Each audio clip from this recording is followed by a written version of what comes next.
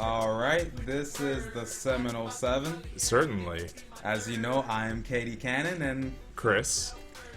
tell me what we're going to talk about today, Chris. Today we're going to talk about the football team, how they performed this past weekend. Ooh, and we're also going to talk a little bit about campus politics. Campus politics, football politics, two of my favorite things. Let's get right to Yeah, it. I'm sure. Yeah. So first off, Chris, Yes. did you go to the football game this weekend? You already know the answer to this. Which is why I asked. Yeah. No. This is the answer is no. Well, you were the lucky one. Because Was I? Doak Campbell Stadium saw one of the worst games I have seen as an FSU student. Now, didn't you predict just the other day that we would still win, but it wouldn't be as wide of a margin as the first game? Wasn't this a prediction? I do not remember that, but I will take credit for that prediction because USF came out and did way better than expected. Mm. They were still terrible. Okay, my does, question. Does that make us like the scum of the earth at this point then? That was embarrassing, is what I'll say about that topic because we have so much talent. Yeah. We have such a better team. Mm-hmm. We should have come out and won by at least 50 points, in my humble opinion. Jeez. What do you mean, jeez? It's Wide USF. USF is a wide terrible margins team. here. Well, you know, when you have the talent we do, when you have the expectations we do, you have to live Which up to weren't it. shown this past week, unfortunately. Everett Golson, who I have a love-hate relationship, was absolutely terrible. Oh. Completed 1 pass out of 9 in the first half. Really? And if you don't know math, kids, that is bad. I believe that is 11%. 11.1111. I don't believe the .1111 repeating matters. But if you're a math guy, then that tells you just how poor he was with his accuracy. Now, out of all, anytime there's a piece of shit, there's always a bright spot in that piece of shit. Yeah. The darker that you have a shadow, usually the brighter the light that creates it. Where'd you hear that from?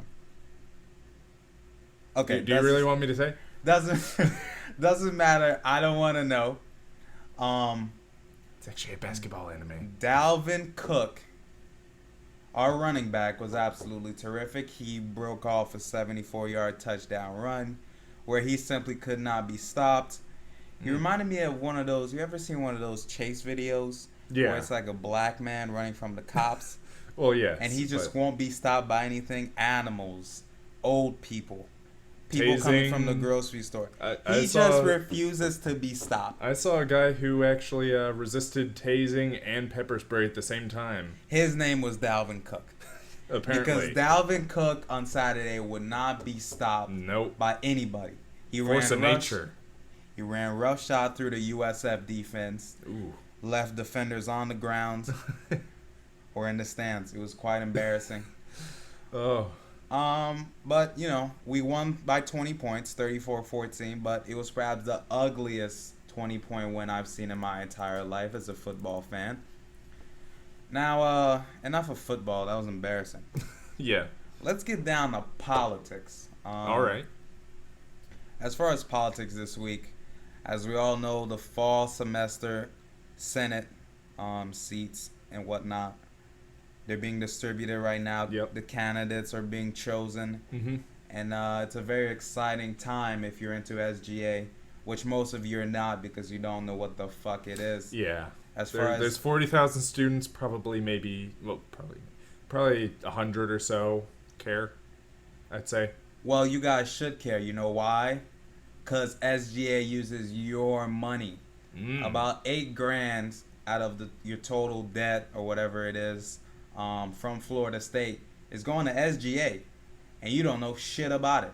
Yeah, so get informed. If I were you, I'd get informed.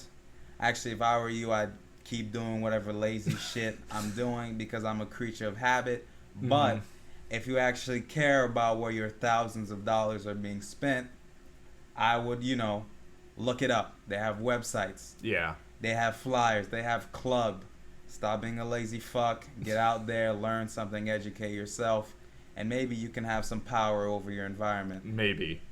And for those, but if you're one of those people who's trying to change parking, it's not gonna happen. It's just not gonna happen. Oh. Unless your dad has an extra $15 million lying around. Really? So Florida State can build another parking garage. Jeez. But if you're trying to get stuff changed, parking, it's not gonna happen. Get over it. Now we could get a bicycle lane, which is common sense. I mean, I've seen. Well, they're not so much bicycle lanes, right? But on some of the roads, I've seen where obviously they don't want cars going because it's like close to the curb, and it's about as wide as a bike lane. But it's not a bike lane. No, not so officially. We need real bike lanes so white girls can stop getting hit by kids on their bikes. These girls are on their phone. They're getting drilled in the back. It's very funny. Not only by people on bicycles, though. I see what you did there, and I disapprove. I see what you did there. Jeez, I can't believe you did that. But yeah, come out there. Come out to SGA. Get involved with your community. Yeah, for sure. Please stop staying inside unless you're unattractive. Oh, okay. Then you can keep staying inside. Thanks for the suggestion. Whoa, I didn't name any names. But we were all thinking. Whoa. I wasn't thinking of anything. You just brought that to my attention. Okay. And all I'm going to say is live your life. Swag. See ya.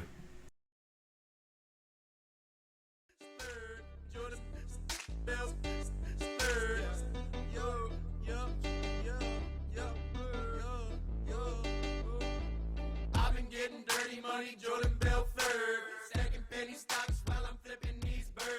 Sipping on Ciroc. Oh. All right, we're back. Hope we are. Didn't go anywhere. This is the Seminole Seven. Of course. Chris, tell them what we're going to be talking about in this segment. Today we are going to be talking about virtual reality, but more specifically the HTC Vive. Now that probably sounds like a lot of jumbled mess to.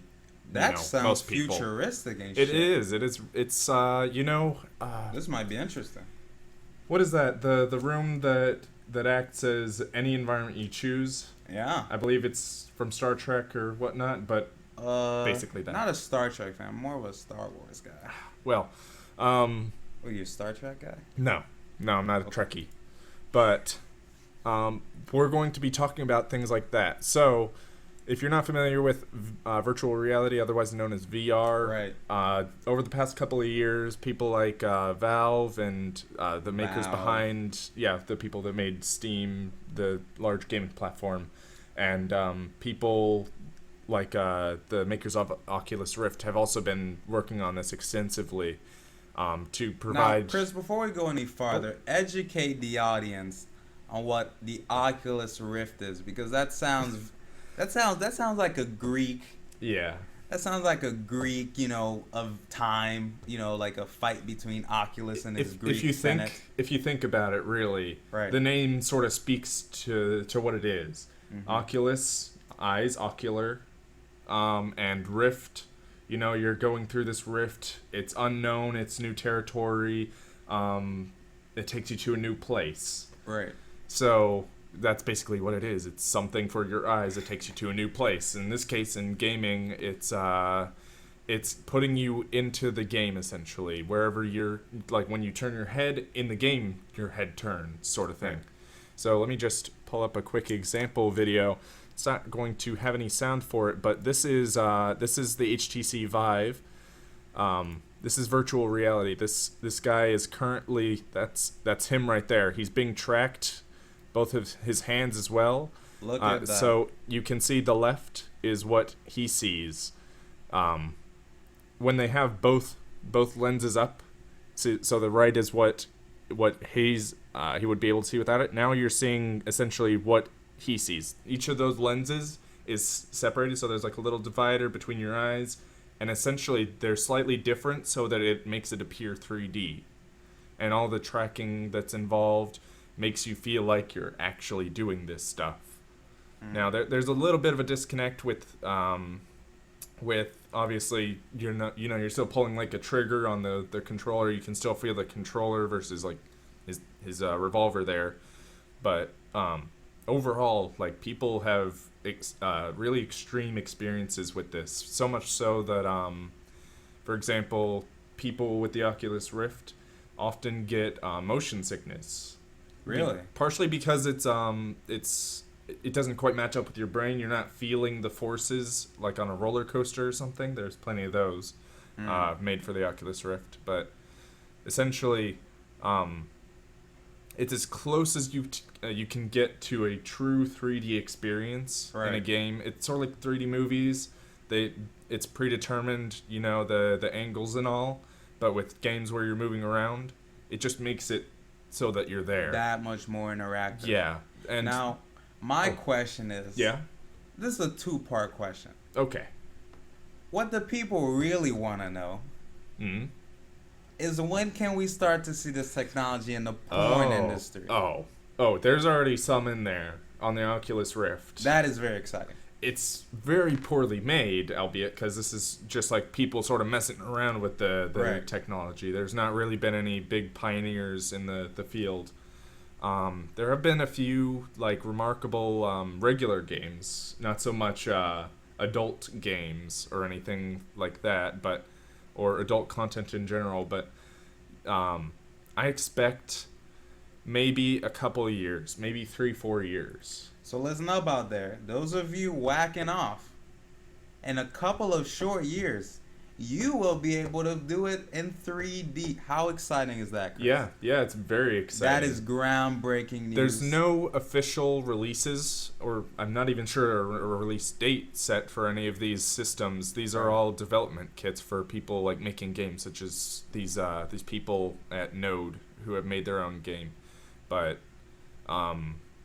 yeah, with things like the Oculus Rift, they only track the head, and it's very limited. It's mostly for sitting down, so it sort of detracts from the experience a little bit. Whereas this HTC Vive here, you can see he's out in this open room, and it tracks not only his head, but the two controllers. In fact, you might see a bit on that, where one of the people, no, maybe not yet, but what I'm excited about is this it also is at tracks least these controllers. Yeah, this is far away, but we It could be looks seeing far away. Yeah, we could be seeing people in virtual reality walking around in the games.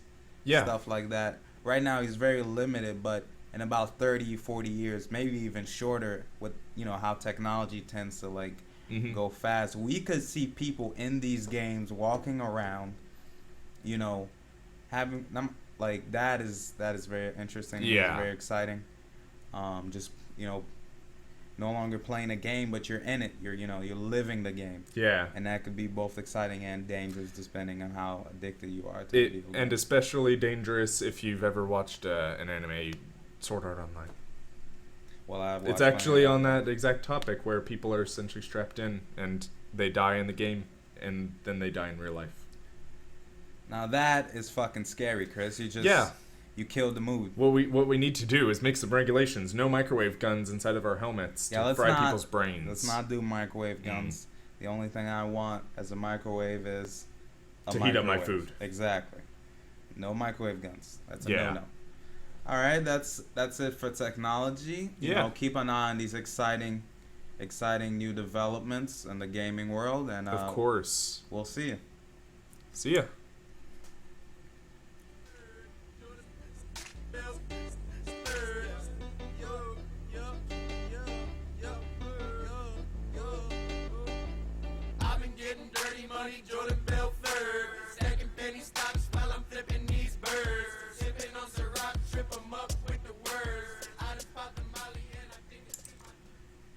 All right, we're back. This is the Seminole Seven. Of course. Pretty much two geniuses discussing the most important topics facing the world today. Of course.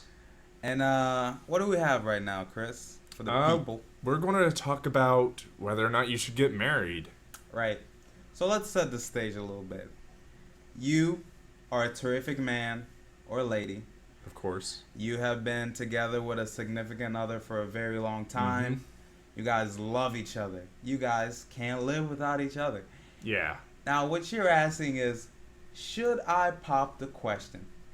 Now, only a man can ask that because, ladies, if you're popping the question, that's embarrassing. And we both know you're not going to do that. Really? You're gonna shame people? What woman pops the question? None have, well, very, very rarely. Less than like 2%? Less than 1%, I would say. If you're popping the question, you probably look like an ogre. Okay. Unless, I mean, there's probably some attractive ogres out there. Yeah. There's probably someone. Probably. But do not be the one popping the question if you're a female, because that looks bad. I know it looks bad, which means you know it looks bad. Yeah. So, no. Now, as a man or a woman, as a woman, should you say yes? And as a man, should you even ask the question at all? Now, I have a pretty heavy stance on this. Okay. Which is no, you shouldn't get married.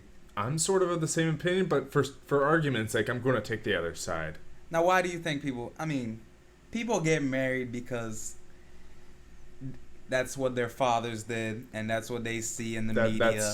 That's often a very relevant topic brought up. Exactly. Like, most of you actually people think they're unique. The truth is, you're not that unique, aside from like your DNA and like your physical features or something. You're not really like that. even that unique in terms of DNA. Bananas share 90% of it with us. Is that true? I believe so, yes. Wow. Pretty Makes sure. me look at a banana in a different way. I appreciate it now. We're like brothers. But I wonder where that came from. That is inappropriate. Mm. We are a family television show, Christopher. We're talking about real topics here. Are we a family television show all of a sudden? I would hope so. Oh. We have an example to set. You can't have behavior like that. Innuendos only. Goodness. Gonna get us fired. Our exec producer won't be happy. Yeah, he probably won't. But most of you live a script. You grow up, you play with your dolls, you go to school, go to college, you go get to a college, degree, you get a job, and then you get married, and then you die. Basically. There's a whole bunch of stuff that goes on in between, but it's basically the same stuff as always. Exactly. So most of your lives are planned out for you. So when you really think about it, what is marriage?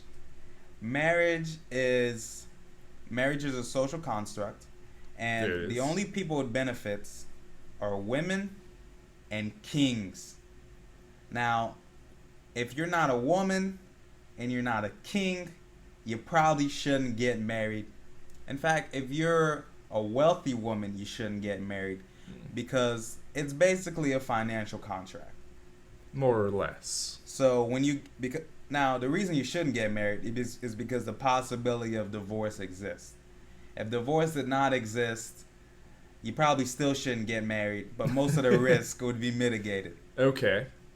Now, what I suggest, I'll get to the suggestion later. Yeah, first I'm going to argue my point. What's your point? Okay, now, you said it's a financial contract, more or less. It's a contract, yeah. There's even more to that, though. But first, as a financial contract, if you've studied up on anything that feminists have to say, right, there is a huge wage gap, like a 20% decrease in pay being male or female. So let me address that point before we continue. Now, a lot of women think that gap comes because it's unfair, life is unfair. We women don't get our way. Now, the reason that wage gap exists is because you women get pregnant and you have kids, so you stay home. But if you look at the statistics for an independent male and an independent woman who's not, doesn't have a child in her stomach, if she's healthy and young and she's working, she makes roughly the same as a male. That's accurate.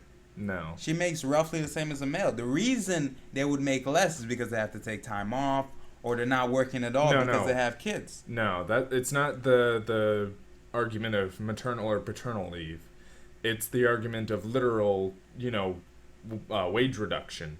It's just straight they don't get as much per dollar. Per dollar. Yes, they get 80 cents on average. I think lowest is like 68 in Kansas or Arkansas, maybe. Jesus. But basically, it's not.